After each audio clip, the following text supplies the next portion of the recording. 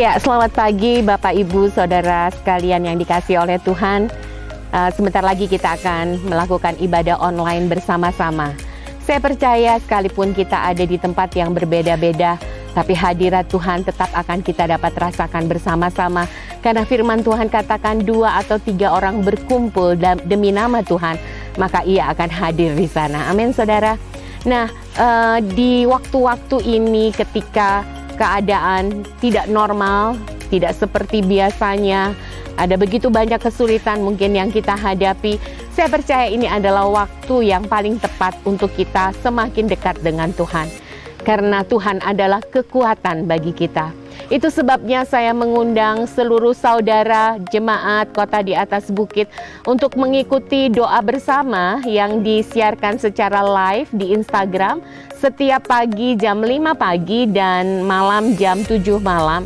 Biar ketika kita sama-sama bersekutu di dalam Tuhan, maka kekuatan Tuhan mengalir bagi kita semua. Bapak Ibu, sebelum kita mulaikan ibadah kita pagi hari ini, mari kita sama-sama tundukkan kepala. Kita akan berdoa bagi bangsa dan negara kita. Kita akan bersyafaat bagi bangsa dan negara kita. Saya percaya bangsa ini ada dalam genggaman tangan Tuhan. Ada dalam kontrolnya Tuhan. Dan saya percaya Tuhan mengasihi bangsa ini. Mari kita sama-sama naikkan doa kita bagi bangsa dan negara kita. Kami datang kepadamu Tuhan pagi hari ini. Kami bawa bangsa dan negara kami. Karena kami tahu bangsa kami ada dalam hati-Mu. Kami tahu Engkau memiliki rancangan yang baik bagi bangsa kami. Kalaupun hari-hari ini Tuhan, kami boleh mengalami masa-masa yang sulit. Bangsa kami sedang mengalami badai Tuhan. Tapi kami percaya Tuhan, semua ada dalam kontrol-Mu Tuhan. Karena kami tahu Engkau yang memegang kendali atas segala sesuatu. Itu sebabnya kami serahkan bangsa kami ke dalam tangan-Mu Tuhan. Kami menyerahkan pemerintahan yang ada. Kami menyerahkan pemimpin yang ada. Mulai dari presiden sampai RT RW Tuhan. Semua yang Engkau pilih. Karena kami tahu tidak ada pemimpin yang tidak berasal dari Engkau. Itu sebabnya kami berdoa Tuhan. Biar Engkau memberkati setiap mereka dengan hikmat yang dari Engkau. Memberi kekuatan dan kemampuan kepada setiap mereka. Menolong mereka untuk mengambil keputusan yang baik Tuhan. Bahkan hamba berdoa Tuhan. Biar Engkau memberi mereka perlindungan. Engkau menjaminkan keselamatan bagi setiap mereka Tuhan. Hamba berdoa Tuhan Yesus. Kekuatan yang berlimpah-limpah menjadi bagian mereka. Dan hamba berdoa Tuhan, biar ada campur tangan ilahi bagi bangsa dan negara kami. Engkau yang menolong Tuhan. Oh, ada intervensi ilahi Tuhan. Engkau yang menolong bangsa kami untuk melewati setiap badai. Kami berdoa di dalam nama Yesus. Engkau yang terus menolong perekonomian bangsa kami. Bahkan kami terus berdoa, Engkau juga memberkati setiap petugas kesehatan Tuhan. Mulai dari dokter, perawat, bahkan tenaga medis. Mereka yang berada di garis depan, Engkau menolong setiap mereka. Perlindungan-Mu ada bagi setiap mereka. Bahkan hikmat yang berlimpah-limpah juga menjadi bagian mereka. Sehingga mereka boleh mendiagnosis dengan tepat, memberi obat dengan tepat Tuhan. Tapi di atas semuanya, biar tangan-Mu yang bekerja melalui mereka, menyembuhkan setiap yang sakit. Kami berdoa dalam nama Yesus. Kami mau perkatakan iman kami Tuhan, bahwa yang sembuh akan jauh lebih banyak banyak dari yang harus meninggal Tuhan. Bahkan kematian berhenti dalam nama Yesus. Persebaran virus ini juga berhenti dalam nama Yesus. Kami berdoa juga Tuhan buat persatuan dan kesatuan bangsa. Di tengah-tengah masalah yang ada Tuhan, Engkau mengikat bangsa ini dengan kesehatian. Kami berdoa dalam nama Yesus. Roh perpecahan dipatahkan dalam nama Yesus. Biar setiap warga negara bahu-membahu Tuhan, untuk sama-sama bersatu Tuhan, berjuang melawan badai yang ada, melawan virus yang ada. Kami berdoa di dalam nama Yesus. Engkau memberkati bangsa kami, memberkati pemimpin kami, memberkati rakyatnya Tuhan. Terima kasih Tuhan Yesus. Ke dalam tangan-Mu kami menaruh bangsa dan negara kami. Terima kasih Tuhan. Di dalam nama Yesus kami berdoa. Haleluya. Semua yang percaya katakan amin. Bapak Ibu Saudara, mari siapkan hati kita. Kita akan naikkan pujian kita. Dan saya percaya ketika kita sungguh-sungguh menaikkan pujian kita, maka Dia ada, Dia bertahta atas setiap pujian kita. Mari kita siapkan hati kita. Haleluya.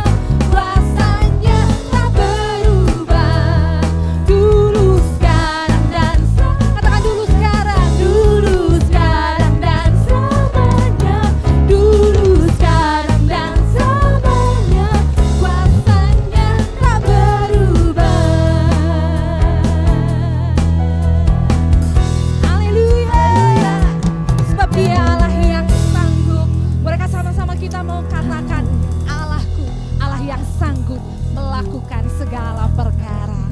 Amin. Yes. Terima kasih Tuhan Yesus. Terima kasih Tuhan. Kami terus mau bersyukur Tuhan. Baik atau tidak baik keadaannya, kami tahu Tuhan tetap baik dalam hidup kami. Thank you, Jesus. Haleluya. Thank you Jesus. Amen. Thank you, Jesus. Mari nyanyikan pujian. Katakan. Semusim berlalu, namun Kau selalu peliharaku.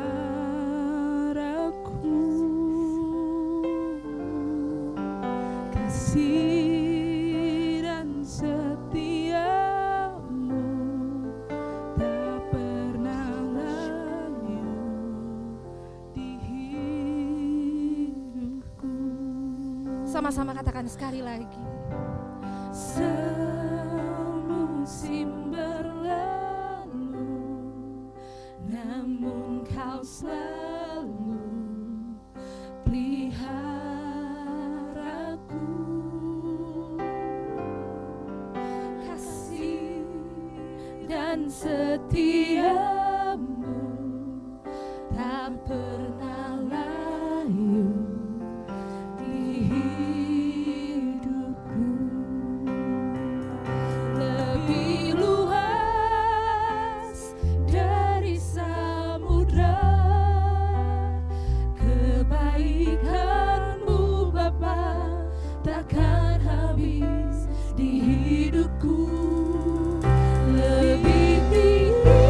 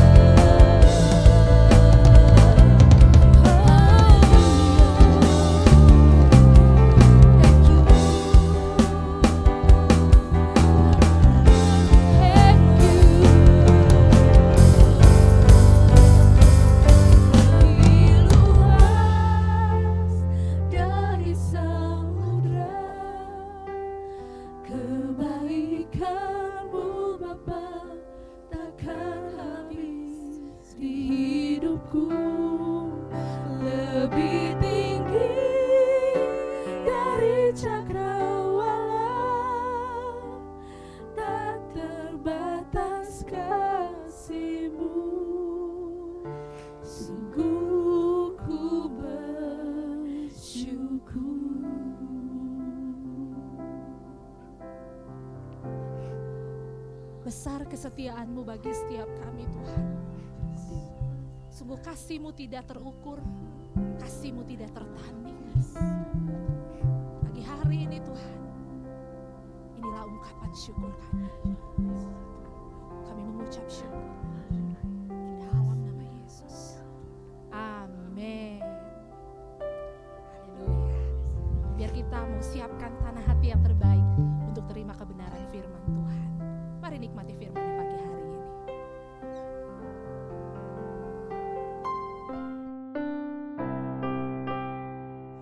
Haleluya. Puji Tuhan.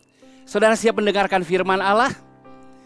Saya percaya saudara sudah memuji, kita sudah memuji menyembah Tuhan. Dan saya percaya ini waktunya Tuhan memberkati kita. Haleluya. Hari ini saya akan berbicara. Kenapa? Ada masalah? Apa? Oh, fokus. Ya. Hari ini saya akan berbicara tentang di mana fokusmu? Di mana fokusmu? Kita akan baca dulu Alkitab firman Tuhan yang terdapat di dalam Ibrani pasal 12 ayat 1 sampai dengan 2. Ibrani 12 ayat 1 sampai 2 berbunyi demikian. Karena kita mempunyai banyak saksi bagaikan awan yang mengelilingi kita. Marilah kita menanggalkan semua beban dan dosa yang begitu merintangi kita. Dan berlomba dengan tekun dalam perlombaan yang diwajibkan bagi kita. Marilah kita melakukannya dengan mata yang tertuju kepada Yesus yang memimpin kita dalam iman dan membawa iman kita itu kepada kesempurnaan, yang dengan mengabaikan kehinaan tekun memikul salib, ganti sukacita yang disediakan bagi Dia yang sekarang duduk di sebelah kanan tahta Allah. Sebelum kita lanjut, mari kita berdoa kepada Tuhan. Bapa di surga, kami berhadapan dengan firman-Mu. Kami berhadapan dengan isi hati-Mu. Kami begitu terbatas untuk menangkap hal-hal yang rohani. Itu sebabnya kami mohon belas kasihan-Mu. Hamba mohon belas kasihan-Mu untuk Engkau menyingkapkan isi hati-Mu, untuk Engkau berbicara lewat hamba-Mu, untuk Engkau mengurapi setiap pendengar yang ada, sehingga kami boleh mengerti firman Allah. Mata rohani kami terbuka, telinga rohani kami terbuka, hati kami terbuka, dan kami boleh menerima firman Allah. Terima kasih Tuhan, kami percaya Engkau siap berfirman, dan kami sambut firman-Mu di dalam nama Tuhan Yesus Kristus. Haleluya. Amin. Ya, judul kita, khotbah saya hari ini adalah di mana fokusmu. Di mana fokusmu. Saudara, bicara fokus itu sangat penting. Ketika mata kita tidak fokus, kita tidak tahu apa sebenarnya yang kita lihat. Contohnya, kalau saya matanya telah kena minus, saya akan kesulitan melihat jauh. Kenapa? Fokus jauh saya hilang. Demikian juga, kalau saya matanya plus, saya untuk membaca yang dekat, saya tidak fokus juga. Saya perlu kacamata. Hanya dengan fokus kita bisa melihat dengan jelas apa yang kita lihat. Fokus itu sangat penting. Saudara, ketika sinar matahari yang biasa-biasa kita terima, tapi ketika sinar itu difokuskan, sinar itu disatukan sedemikian rupa, sinar itu akan menjadi sinar laser yang sanggup menembus, yang sanggup menghancurkan penghalang apa saja. Batu, besi bisa ditembus oleh yang namanya sinar laser itu. Itulah kekuatan fokus. Nah, ada hal-hal yang perlu kita fokuskan dalam hidup kita. Itu sebabnya pertanyaannya, di mana fokusmu? Di mana fokusmu? Ketika bicara di mana fokusmu, ada orang yang fokus, ada orang yang tidak fokus. Alkitab katakan, marilah kita menanggalkan semua beban dan dosa yang begitu merintangi kita. Ada orang gak fokus dalam hidupnya, kenapa? Karena hidupnya hidup di dalam dosa. Dosa menghalangi seseorang untuk fokus dalam hidup.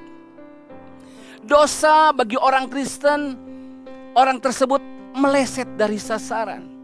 Dia tidak masuk dalam perlombaan iman, pertandingan iman yang Tuhan wajibkan bagi dia. Bagi kita orang percaya, kita ada di dunia ini karena Tuhan yang adakan kita di dunia ini. Dan hidup kita hanya berarti ketika kita ada dalam pertandingan atau perlombaan iman yang Tuhan beri. Nah, orang yang tidak fokus, kenapa? Karena dia hidup di dalam dosa. Yaitu apa? Dia hidup jauh dari Allah. Hidup tidak mengenal Allah. Banyak orang ketika mereka belum ditebus oleh darah Yesus, mereka hidup di dalam dosa. Dan mereka tidak tahu arti hidup ini. Namun ada juga orang Kristen yang gak bisa bertumbuh imannya, gak bisa masuk dalam pertandingan iman. Kenapa? Karena dia membiarkan dosa terus ada dalam hidupnya. Selain dosa, ada hal yang lain, saudara. Hidup orang itu banyak beban. Apa yang disebut dengan banyak beban? Ya, di dunia ini ada tanggung jawab yang harus kita tanggung. Ada beban-beban kehidupan. Tapi beban yang dimaksudkan di sini adalah hal-hal yang menghalangi orang untuk terus percaya kepada Tuhan, untuk terus bertumbuh dalam imannya. Ada beban-beban. Apa itu beban? Saudara, ketika anak saya belajar naik kuda, yang menarik apa, saudara? Dia beban badannya, kalau dia tidak fokus bisa ke kiri. Ketika ke kiri dia kehilangan keseimbangan. Apa yang terjadi? Kudanya jalan ke kiri pun. Demikian juga ketika dia bebannya ke kiri, ke kanan, dia juga kehilangan keseimbangan. Demikian dengan beban hidup kita. Mungkin beban kita adalah kekhawatiran dunia. Beban kita adalah hal-hal yang remeh-temeh. Sebetulnya bukan yang utama, tapi mengendalikan kita dari perhatian akan hal-hal rohani. Nah, orang yang tidak fokus ini, mereka tidak bisa masuk dalam perlombaan iman. Mereka menjadi orang-orang yang tidak tekun. Artinya kita akan lihat, saudara, orang Kristen yang masuk dalam pertandingan iman, cirinya adalah orang disiplin. Itu yang dikatakan tekun, saudara. Orang berdisiplin sedemikian rupa. Mari kita cek hidup kita. Adakah kita disiplin hari ini? Kenapa dia gak bisa disiplin? Karena sebetulnya dia belum menjadi disciple-nya Tuhan. Belum menjadi murid yang sejati dari Tuhan. Ya, ketika orang belum mengerti makna menjadi murid Tuhan yang sejati, dia juga tidak akan jelas destiny hidupnya, tujuan hidupnya. Dia mudah teralih dengan hal kekinian. Dia lupa ada tujuan kekal. Ada pertandingan iman yang diwajibkan bagi kita. Nah, itu sebabnya pengajaran fokus menjadi penting hari ini, saudara. Tadi pertanyaannya, di mana fokusmu? Nah, ketika sekarang kita mulai belajar fokus, ada pertanyaan kedua yang harus kita pahami. Kemana fokusmu? Tadi pertanyaan di mana fokusmu untuk menanyakan seseorang itu fokus atau tidak fokus. Namun ketika seseorang mulai fokus, kita boleh tanya juga. Kenapa? Walaupun orang berkata saya fokus kok, tapi ternyata fokusnya kemana? Ini penting sekali. Coba, saya akan membagikan 3 jenis fokus yang seringkali orang alami. Dan dari 3 fokus ini, kita akan diarahkan kepada fokus utama. Boleh saja yang 2 ini menjadi fokus kita, tapi bukan fokus utama. Nah, yang pertama, saya akan bicara tentang fokus, yaitu yang disebut dengan banyak orang hidup fokus keluar. Termasuk orang Kristen juga. Di dalam pertandingan imannya, dia fokus keluar. Coba lihat. Ibrani 12 ayat 1 berkata begini. Karena kita mempunyai banyak saksi, bagaikan awan yang mengelilingi kita. Ada banyak saksi iman yang mengelilingi kita. Dan itu menarik perhatian kita. Kita punya pahlawan-pahlawan iman yang luar biasa. Ada di sekeliling kita. Di Ibrani 11 ada banyak pahlawan iman. Puji Tuhan kita bisa belajar hal yang baik dari mereka. Namun ada orang percaya yang fokus kerohaniannya, fokus imannya adalah keluar. Apa yang saya maksud dengan keluar? Dia sibuk melihat orang lain dan dia membandingkan dirinya dengan orang lain. Jadi ukuran kerohaniannya, ukuran imannya seringkali dibandingkan dengan seseorang atau orang lain. Nah, saya pengen kita membaca Alkitab Lukas pasal 18 ayat 9 sampai dengan 14. Ya. Perumpamaan tentang orang Farisi dengan pemungut cukai. Ayat 9. Dan kepada beberapa orang yang menganggap dirinya benar dan memandang rendah semua orang lain, Yesus mengatakan perumpamaan ini. Ada dua orang pergi ke bait Allah untuk berdoa. Yang seorang adalah Farisi dan yang lain pemungut cukai.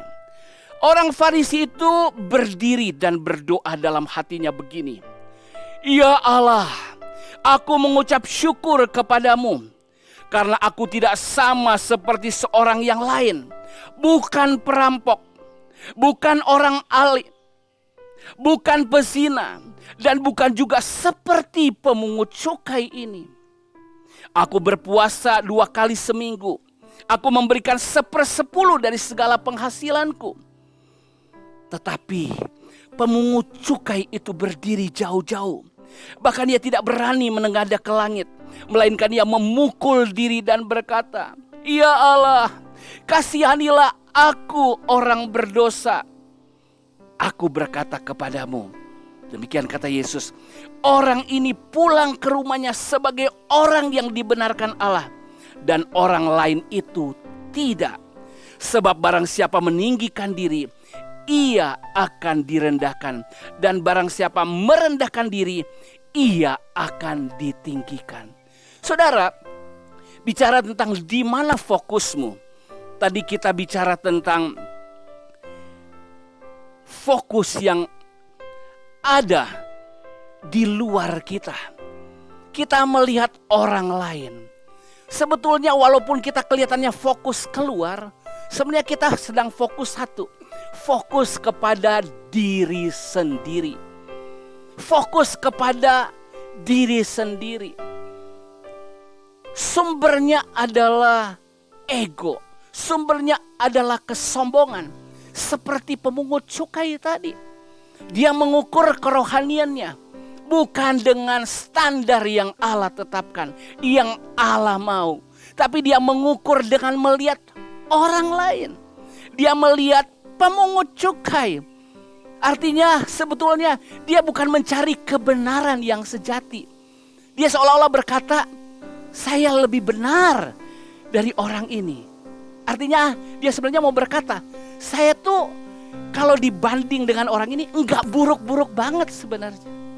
Sebenarnya fokusnya di mana saudara? Membenarkan diri. Dan sebenarnya fokusnya bukan kebenaran. Tapi sebenarnya fokusnya adalah kebobrokannya sendiri. Dia tolerir sebenarnya dengan keadaan diri. Cuma dia menemukan dia sedikit lebih baik dari orang lain. Ketika saudara beribadah, saudara beriman, saudara sedang membangun kerohanian saudara. Kalau fokusmu tergantung orang di sekitar saudara, tergantung orang yang lihat saudara. Sebenarnya fokus saudara adalah diri saudara sendiri. Saudara cuma butuh pembenaran ketika melihat keluar. Saudara tidak punya fokus yang tepat sebetulnya. Nanti kita akan lihat poin yang ketiga, fokus yang tepat itu seperti apa. Tapi begitu banyak orang, ketika dia ingin melakukan sesuatu, dia bertanya kepada seseorang. Nah, kalau cocok dengan dia, ini mantep nih nasihatnya. Tapi ketika dia ketemu dengan orang dan berbeda, dia akan bilang, coba saya cari second opinion. Seperti ke dokter rasanya. Ketika ada hamba Tuhan lain berkata, oh ini yang cocok buat saya. Intinya apa saudara? Fokusnya adalah apa yang cocok buat dia. Apa yang benar buat dia. Intinya apa? Dia beribadah dengan kebenarannya sendiri saudara. Ini fokus yang pertama. Fokus yang kedua, di mana fokusmu adalah apa saudara? Fokus ke dalam. Kalau tadi keluar, nah sekarang ke dalam. Apa maksudnya ke dalam? Coba kita baca lagi ayat ini. Fokus orang ini adalah di ayat berikutnya. Marilah kita menanggalkan semua beban dan dosa yang begitu merintangi kita. Kalau tadi fokusnya ngeliatin kerohanian orang lain, tapi ada seseorang sekarang fokusnya apa saudara? Dia berusaha meninggalkan semua beban. Dia meninggalkan dosa yang ada dalam dirinya. Intinya apa saudara? Dia coba berusaha dengan kekuatannya. Pertama, untuk introspeksi diri. Dan terlalu sering dan sering-sering dia lihat ke dalam. Dia lihat ke dalam. Apa dosa yang saya perbuat? Apa beban yang ada pada diri saya? Dia cek lagi, cek. Itu tidak salah saudara. Tapi ada banyak orang berlebihan kepada fokus ini. Dia menekankan dirinya. Sekali lagi, ini hampir sama dengan fokus yang pertama.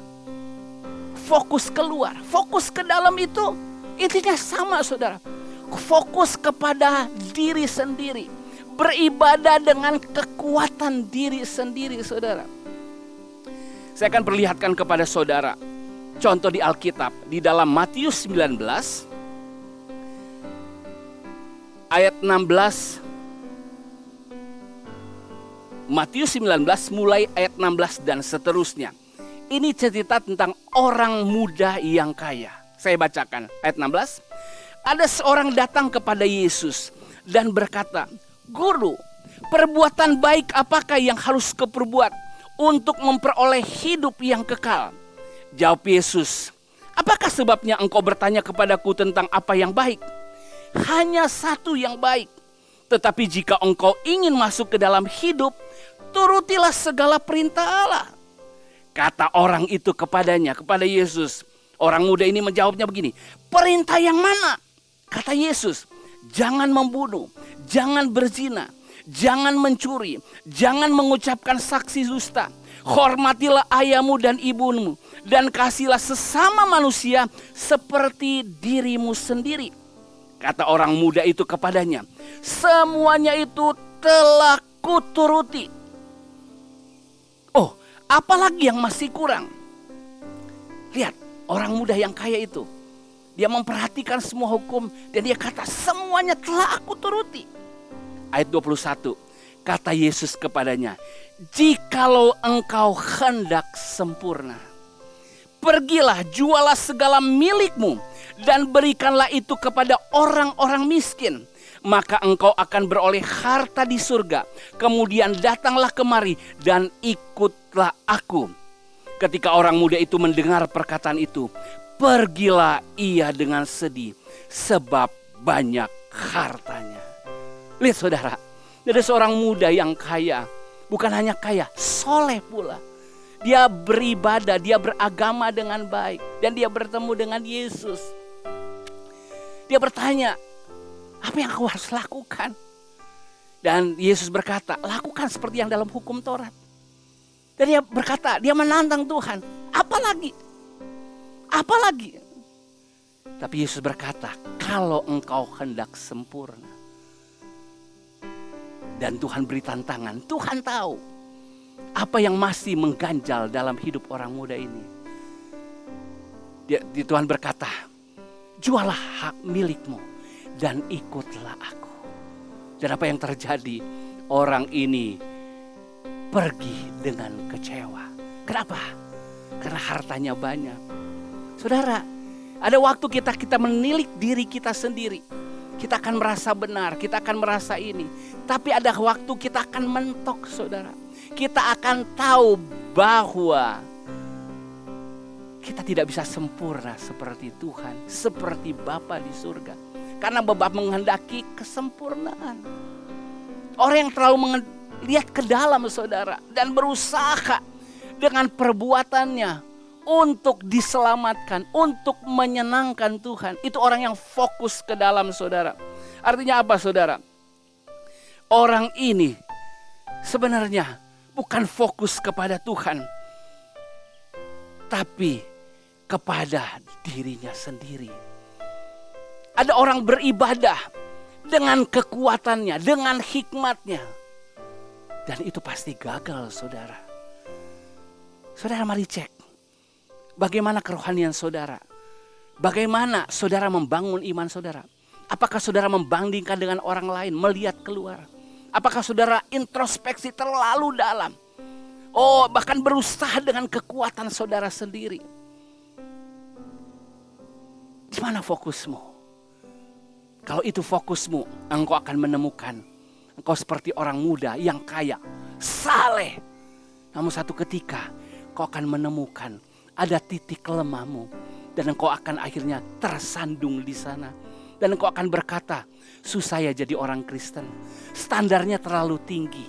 Dan pada titik tertentu kalau engkau fokus ke dalam, engkau akhirnya akan kompromi dengan hal-hal tertentu.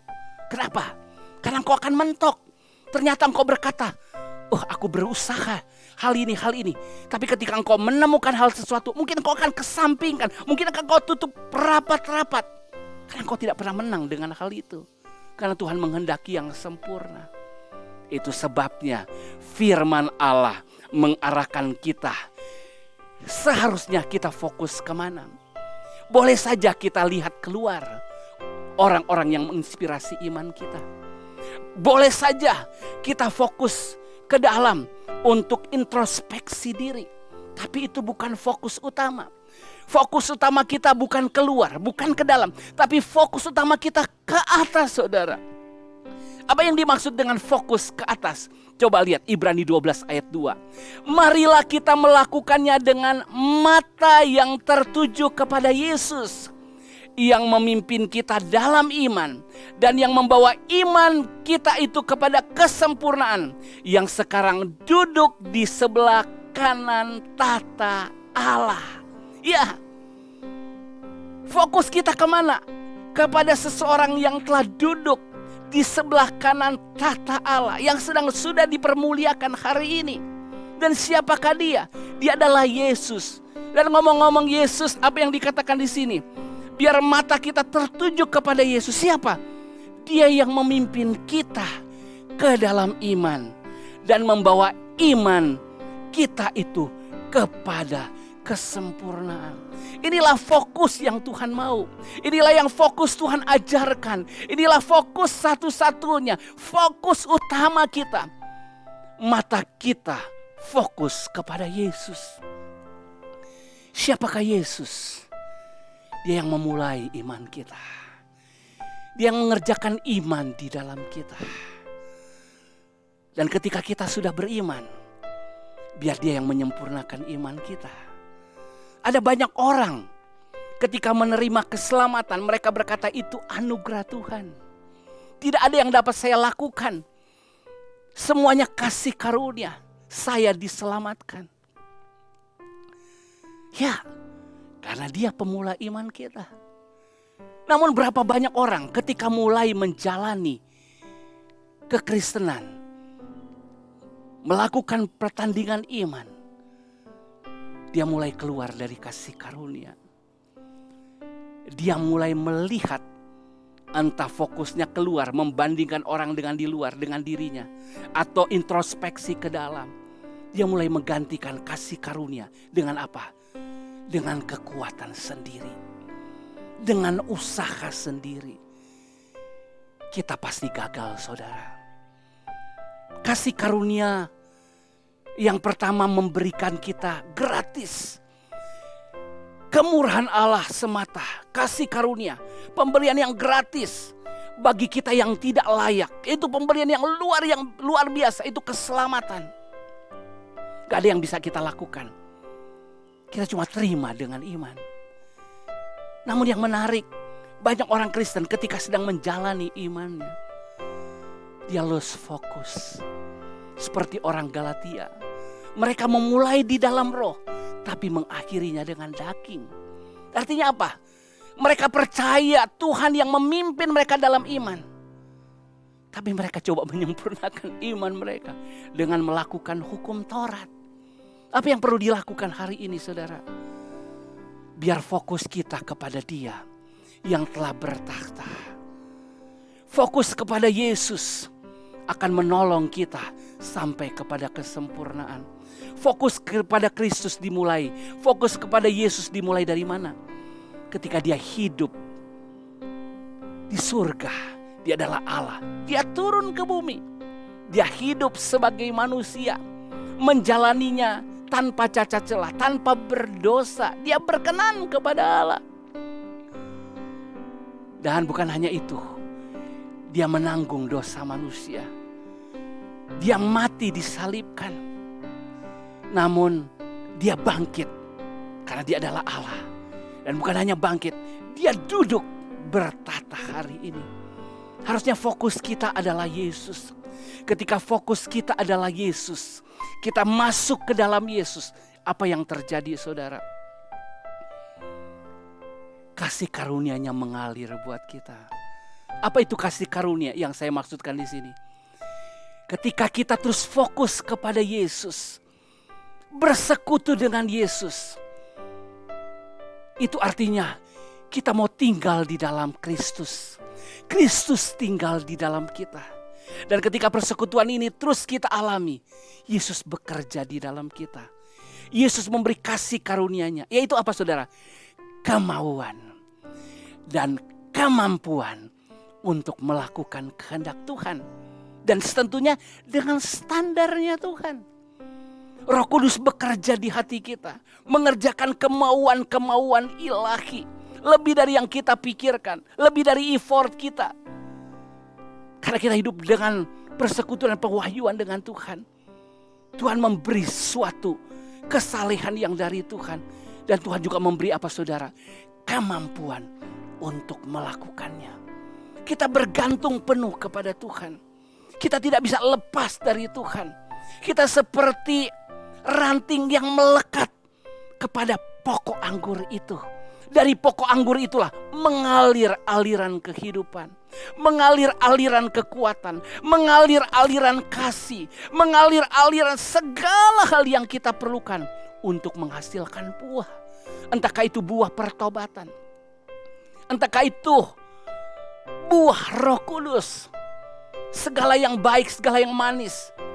Kasih, kebenaran, sukacita. Sampai penguasaan diri. Di dalamnya ada kebajikan, ada kemurahan. Itu mengalir melalui kita. Bahkan ketika kita bisa berbuah bukan hanya buah pertobatan. Buah perubahan melalui buah Roh Kudus. Kita pun akan bisa berbuah jiwa-jiwa yang baru. Namun itu hanya ketika kita fokus dengan Tuhan. Hanya ketika kita fokus kepada Yesus yang telah bertata. Kita akan merasakan semua hal terjadi dalam hidup kita. Haleluya, saudara. Saya berdoa ketika saudara ditanya di mana fokusmu. Oh ya, aku harus fokus kepada hal yang rohani. Tapi ketika aku sedang menjalani kerohanian, kemana fokusmu? Mudah sekali kita untuk melihat orang lain sebagai ukuran iman kita. Menjadi pembanding buat kita. Tidak. Kita gak perlu membandingkan dengan orang lain. Orang lain punya pertandingan iman masing-masing. Orang lain punya urusan rohani masing-masing. Kalau ada yang baik, biarlah menginspirasi kita. Puji Tuhan untuk hal itu. Tapi mereka bukan fokus utama. Ketika kita mengecek diri kita, kalau ada beban dan dosa, puji Tuhan untuk kesadaran yang kudus. Tapi sekali lagi, kita tidak bisa membuang dosa, menanggalkan semua beban dengan kekuatan kita. Kita gak bisa jalani kekristenan dengan kekuatan kita. Mata kita perlu fokus ke atas, kepada Dia yang dari atas turun ke bumi, berinkarnasi, menjalani hidup yang benar. Dia mati menanggung dosa kita, namun Dia bangkit karena Dia adalah Allah. Dan sekarang Dia bertata. Itulah fokus hidup kita. Tuhan menolong kita supaya mata kita tetap tertuju kepada Yesus. Tuhan menolong kita, kita punya fokus ketika kita terus memandang Yesus. Dia yang telah memberi iman kepada kita. Dia terus akan menuntun iman kita sampai kepada kesempurnaan. Apapun yang kita alami, apapun yang terjadi. Saudara, saya tambahkan sedikit. Apapun yang terjadi di luar sana, di sekeliling kita, bahkan di dekat kita, itu bukan fokus kita. Hari-hari ini apa yang sedang, mungkin sesuatu yang mengerikan, itu bukan fokus kita yang di luar. Bahkan mungkin saudara cek, wah, dengan lingkungan yang seperti ini, gimana persiapan aku? Bahkan mungkin di tengah wabah ini, saya pakai contoh tentang wabah. Saya mau aplikasi tentang fokus keluar, ke dalam, dan ke atas. Mungkin kayak berkata, wah, situasi sedang tidak baik. Baik kesehatan, baik perekonomian, apapun juga rasanya tidak baik di luar sana. Dan saudara mulai cek diri, apa kesiapan saya? Apa kesiapan mental saya? Apa kesiapan imunitas saya? Apa kesiapan persediaan saya? Saudara mungkin cek saudara rumah. Saudara, itu penting saudara perhatikan. Tapi fokus utama adalah fokus ke atas. Mazmur katakan, dari manakah datang pertolonganku? Pertolonganku datang dari Tuhan yang menjadikan langit dan bumi. Dan siapakah Dia? Dia adalah Yesus yang telah menjadi juru selamat engkau dan saya. Tuhan memberkati saudara. Apapun yang ada di sekitar saudara, apapun yang terjadi dengan diri saudara, itu bukan fokus utama. Asal saudara memandang kepada Yesus. Dia memulai sesuatu yang baik padamu. Dia akan menyelesaikannya sampai sempurna. Dia yang bertata di atas telah turun. Dia juga yang sedang bertata sekarang di atas. Biarlah fokus kita kepadanya. Karena Dia akan membawa kita juga ke tempat di mana Dia berada. Haleluya. Tuhan Yesus memberkati. Biarlah matamu tertuju, fokus kepada Tuhan Yesus Kristus. Tuhan Yesus memberkati. Haleluya. Mari kita menyembah Tuhan sekali lagi sebelum kita berdoa.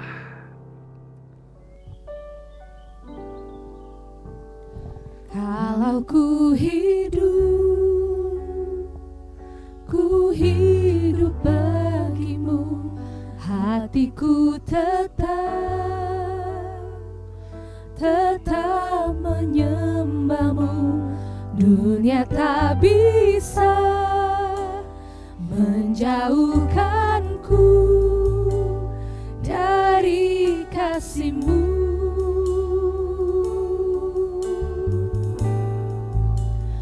Kalau ku hidup bagimu, mataku tetap memandangmu.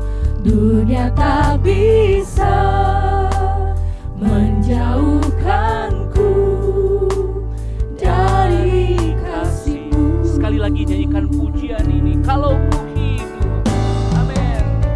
Kalau ku hidup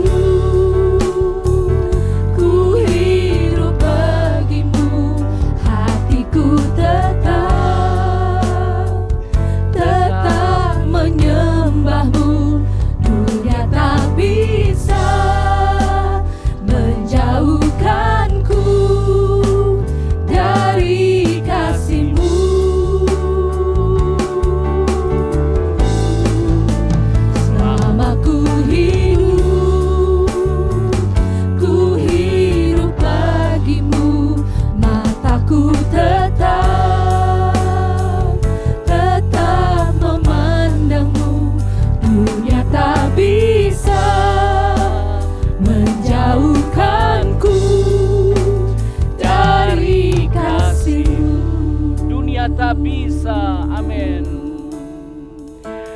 dunia tak bisa menjauhkanku dari kasih-Mu. Ini doa kami kepadamu Bapa di surga. Ini doa kami ketika kami sudah memuji, ketika kami sudah mendengar firman-Mu.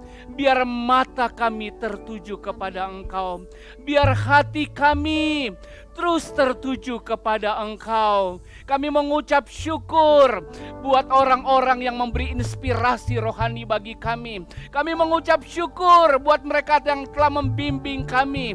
Kami mengucap syukur. Kami mengucap syukur juga Engkau mengajar kami Tuhan untuk melihat ke dalam kami. Tapi biar mata kami tertuju kepada Engkau, pemula iman kami dan penyempurna iman kami. Kami berdoa Tuhan, ketika kami memandang Engkau, Engkau bekerja di dalam kami, Engkau bekerja melalui kami, sehingga kami dibawa kepada langkah yang Engkau kehendaki, sehingga kami dibawa menuju kepada tempat tujuan yang Engkau rancangan buat kami. Terima kasih Tuhan, terima kasih Tuhan.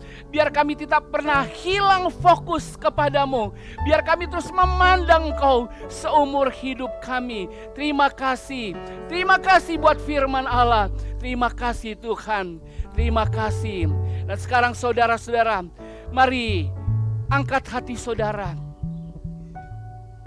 siapkan diri saudara, angkat tangan saudara kepada Dia yang bertata di atas sana.